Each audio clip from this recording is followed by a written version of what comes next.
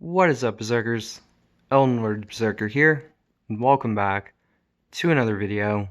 And today, I'm going to be doing my review of the first two episodes of the Percy Jackson and the Olympians TV show. Now, before we get started on the review, I know this is a completely different setup than what we're used to, because usually I'd be filming upstairs with the phone on the tripod facing the laptop, and that's how I film most of my videos. Sometimes for shorts I'd film in different locations. However, for the time being, and also to make sure that this cutie patootie doesn't get into things that he's not supposed to, I'm gonna hold the phone, have that face the TV for whatever video idea I'm gonna be doing.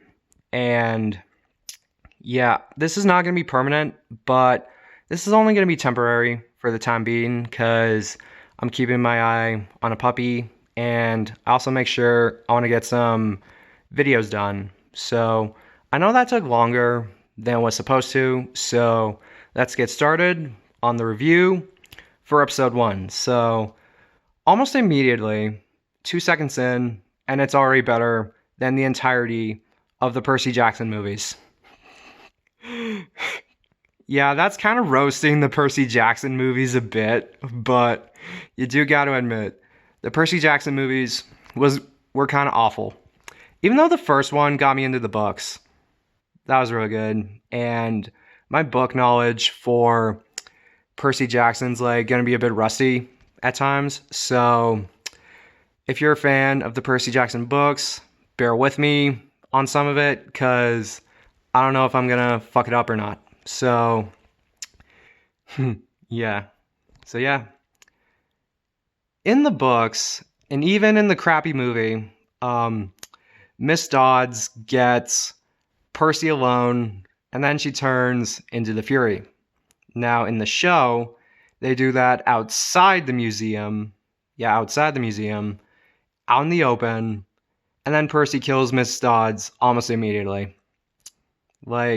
I wish episode 1 was a bit longer, because that way you won't have to rush everything, but I feel like in episode 1, they just kind of rushed it.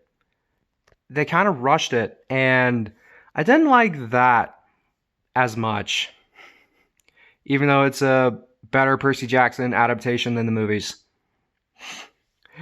Oh, yeah. And then I don't like that Grover kicks out Percy. I'm not sure if he did that in the books. I don't know. Let me know if he does that in the comment section down below, because my book knowledge for Percy Jackson's kind of a bit rusty again. But yeah, I don't like that they had Grover do that. I don't know. And then the portrayal of Gabe, they just made him like a deadbeat loser dad instead of an abusive alcoholic. Because in the books, he was an abusive alcoholic, but in the show, he was just like a normal deadbeat loser dad who's funny in some occasions, but I don't think Gabe was supposed to be funny, but I think some of his stuff's actually funny, but I don't know. Black screen. There we go. Alright, now we're back. So, oh my gosh. Yeah. And then, I don't know why they gave the Minotaur underwear. What the actual fuck? Why they gave the Minotaur underpants? I don't know. I don't know. I know this is only the first episode, but they kind of rushed a lot of it, and I honestly wish it was longer. I wish it was longer, because in TV shows, it kind of allows you breathing room to have us take it all in. But I don't know what was going on. I don't know if the writers decided to like, hey, let's rush the entire thing where Percy Jackson fights Miss Dodds. Like, come on. Really? This is a show, not a movie. Allow some breathing room. So, yeah, and I'm gonna give this episode a 6 out of 10. Better than the movies. Some of it was rushed. And yeah, so now let's review the second episode. Now, the second episode of the show was really better. We actually see Clarice where she was supposed to be and not shoehorning her in, unlike in the second movie where the writers of the Sea of Monsters movie kind of like shoehorned her in as an apology to the fans. Yeah, I like that they added her in immediately because that happened in the books.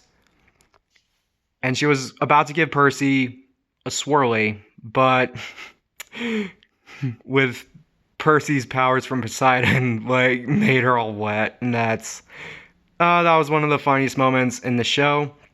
I like that Annabeth has her invisibility cap.